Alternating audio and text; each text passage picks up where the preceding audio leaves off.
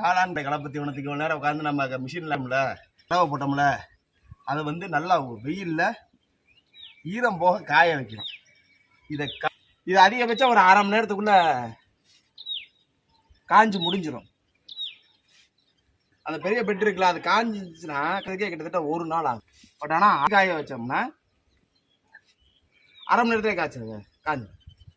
So இதோட வந்து கடலை புண்ணாக்கு, மண்டை வெல்லம், மக்கா மாவு இதை வந்து கலந்து தண்ணியில் ஊற வச்சு ஆடு, மாடு, குதிரை, பன்றி, எருமை இது எல்லாத்துக்குமே வந்து கால்நடை கலப்பத்தி உணவாக கன்வெர்ட் பண்ணி கால்நடைகளுக்கு கொடுக்கலாம்.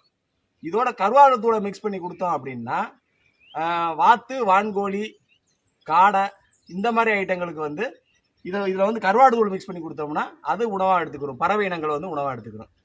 ஸோ விஷய வளர்ப்பு விலங்கினங்கள் உணவாக எடுக்கிறதுக்கும் பறவை இனங்கள் உணவாக எடுக்கிறதுக்கும் உண்டான டிஃப்ரென்சியேஷன். அதுக்கு வந்து கடலை புண்ணாக்கு விலங்கினங்களுக்கு, பறவை இனங்களுக்கு வந்து கருவாடு தூள் மிக்ஸ் பண்ணி இதோட கலந்து போகும்போது ஹை புரோட்டீன் உள்ள ஒரு உணவு தீவனம் வந்து கால்நடைகளுக்கும் பறவை இனங்களுக்கும் கிடைக்கும்.